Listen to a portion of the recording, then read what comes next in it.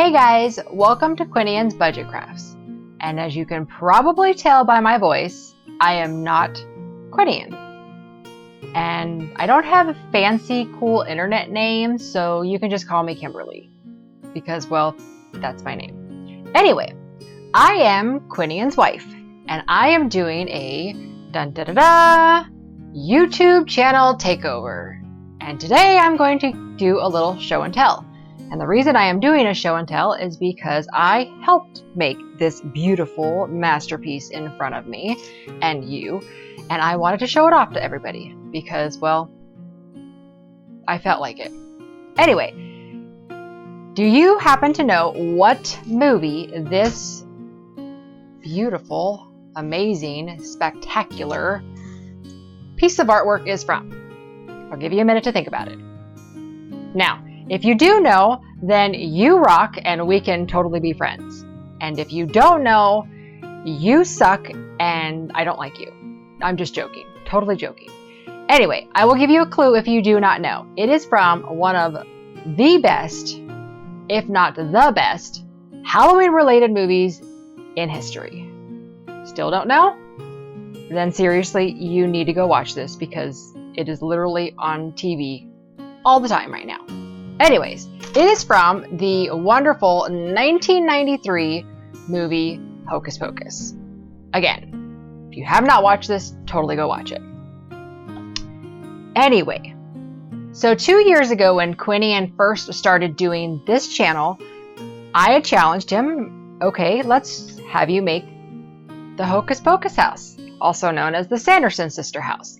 He said, sure, but you have to help me. I totally said, sure, why not? I have nothing better to do. So we started making this. I'm not going to go through every detail, so if there's something that you see that I did not mention, whether who made it or how it was made, feel free to drop a comment and I'll make my husband answer the question for you. So the house itself was actually done by Quinian. He is better at math than I am, and to be perfectly honest with you, geometry and measurements just don't work with me. So he did all that.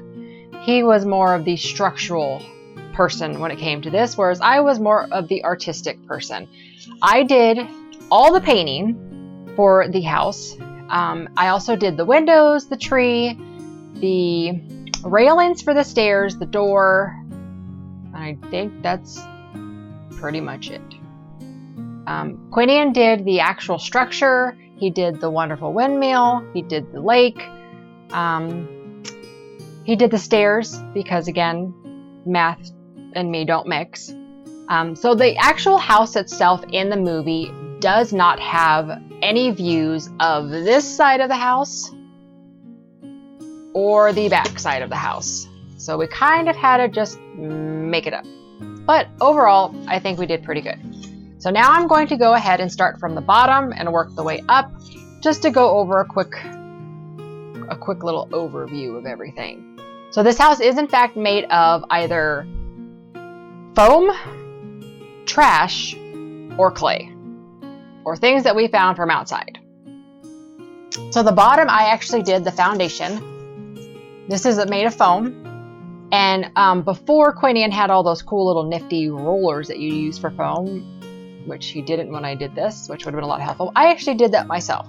I imprinted it with just an old pen that didn't work, made stones that looked similar to what it looked like in the movie, painted it multiple colors to make it look like it's been aged, and then added a little bit of green to it to make it look like moss.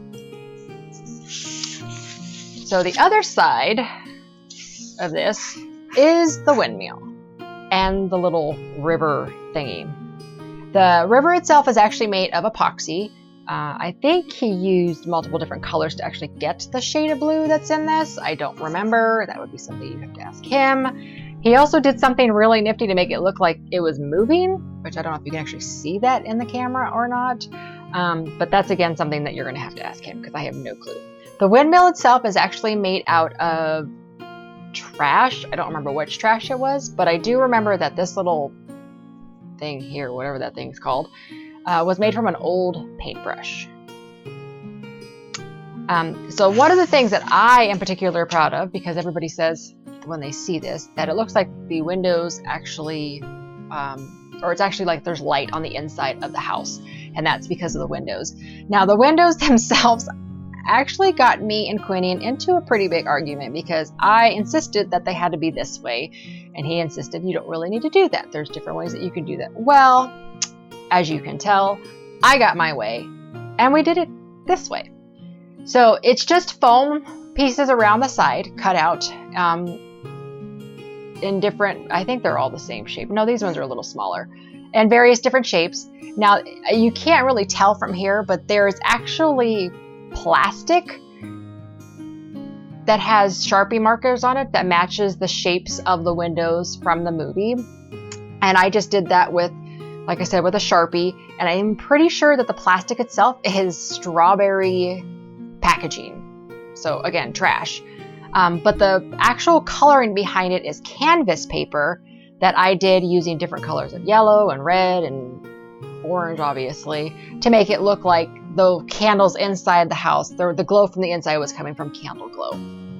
I also did all the sidings here, which are also foam. I'm gonna try to get a little better view here for you. The different windows. I'm the one that did all of the, marks along the side of the house, the different shadings for those, which again, I had to watch the movie a bunch of times to get all of that right. Quinian did the stairs. I actually did the door. The door is also made of foam, just with a regular, I think I used an actual pen for that one as well, just to kind of match the image from the actual movie. The handle is made from, I think it's made from chainmail actually. Or it might be jewelry, I can't remember. I did the railings, which you can't really see very well from this angle. I did the railings here out of clay, so both the actual railings and then the up and down parts of the railings too are made out of clay. The tree itself is also made out of clay. I don't know if you can see it very well in this picture as well, but our wonderful cat decided she was going to chew and eat off the corners here. These ones are missing their edges. These ones are missing the little too. So I had to repaint them because they were ugly white from the clay. But honestly, I don't really think you guys can tell too much. So pretend I didn't even say that.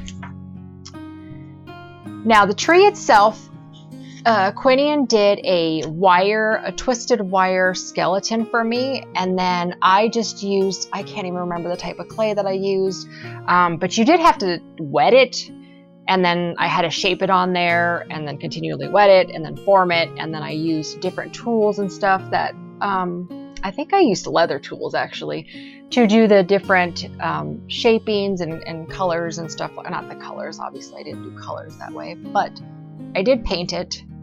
And it is very shiny, and that's because this was, again, before Quinian got more into doing this, and all we did was just use like a regular spray paint primer. So it does kind of look a little on the shiny side. Now all the actual terrain, so the ground, the different vines on the side, Quinian actually did those himself. I don't know if I mentioned that, but he did the river and the windmill, the actual house itself. He also did the roof, which the roof is just cereal box that he just cut strips on and painted it. So I don't really know. I'm trying to show you the side here too. So, and if you have seen the movie, this part right here is also when, Thackeray Binks goes across the rocks in the beginning of the movie, opens the window, sees his sister in there. And then I believe it's this window he goes into to get inside. And then this little thing, which you can't really see right here, is just made of, I don't even know what it is. I think it's rope or twine or something. And he just dipped it in glue and formed it around a box and then just peeled it off. And then obviously these right here, the nooses that they hang the sisters on at the beginning of the movie. So that is my beautiful show and tell. And if you have any questions, feel free to ask. And don't forget to like and comment and subscribe and all that other stuff that you're supposed to do on YouTube to support a channel. And I hope you guys all have a wonderful Halloween. and be safe. And totally sorry if I annoyed the crap out of you. And I will promise I won't do it again. Nah, I can't promise that. I probably will annoy you again. But still, again, happy Halloween. And don't forget to subscribe. And catch you next time. I don't like that. I mumble too much.